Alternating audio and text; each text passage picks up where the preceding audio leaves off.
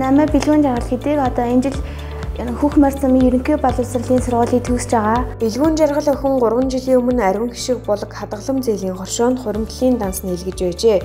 Тэрээр өөрийн хэрэглэнээсээ өдөрт 200 төгрөг хадгалж, өдгөө 500 гаруй мянган төгрөгийн хуримтлалтай болж чадсан байна.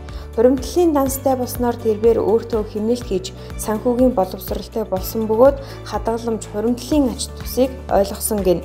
Би одоо ингээд сургуулаа төгсөөд хуримтлалаа цуглуулад тааш цуглуулсараа одоо ингээд амьдралын хэм маягт орлоо. Тэгээд нөгөө одоо сургуультай хаан төлбөр тэгээд ирээдүйдээ тэгээд сайн мэдлээ тэгээд зарцуулна.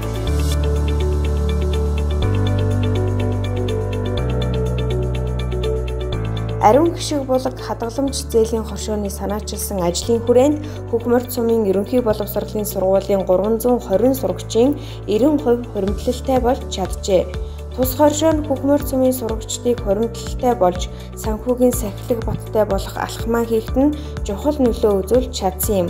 Ингэснээр сурагчид ирээдүйд сургуулийн төлбөртөө санаа зовхгүй байж Монгол улсдаа шилдэг боловсон хүчин болох боломжтой болсон байна. За ариун гişиг булаг хадгалан зээлийн оршин болохоор 2018 онд анх үүсгэн байгуулагдсан. Одоо 256 гишүүнтэй 260 сая төгрөгийн актив хөрөнгөтэйгээр үйл ажиллагаагаа явуулж байгаа. Одоо гишүүдийн байгууллага байгаамаа.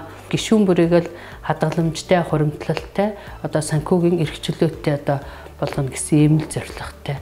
Тэгээд одоо гишүүн бүрээ хадгаламж хуримтлалтай болгохын тулд хамгийн эхлээд одоо хүүхдүүд дээр энэ хуримтлалын үйл ажиллагааг оршооныхоо юунаас зүгээс бол дэлхийн байгууллагын балгасантай хамтарч эко сурагч гэдэг тийм аян зохиогоод тэр аянаараа одоо хүүхдүүдийг нөгөө өдөр тутмын хэрэглэнээс нь хэмнүүлж тэрүүгээр нь одоо хуримтлал үүсгэх сургах ийм зорилго тавиад 9 сарын 11-ээс эхлээд ийм хуримтлалын аян зохиосон. Ерөнхий боловсролын сургуулийн 320 сурагчийн 298 хүүхэд нь бол бүрэн хамрагдаж хуримтлал үүсгэж чадсан.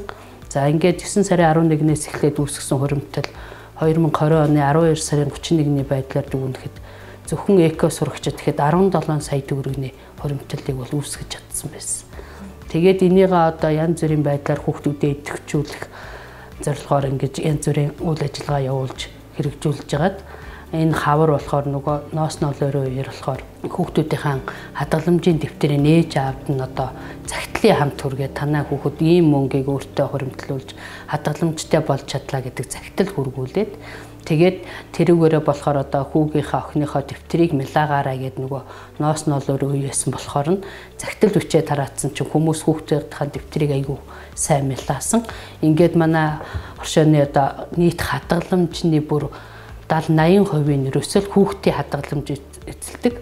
Одоо 117 сая төгрөгийн хадгаламж нь хүүхдийн хадгаламж байдаг. Тэгээд эннийх нь 34 сая төгрөг нь болохоор зэрэг яг тэр эко сурагч гэсэн сургуулийн хүүхдүүдийг яг хэмнэсэн хуримтлуулсан хадгаламжаас өссөн байдаг.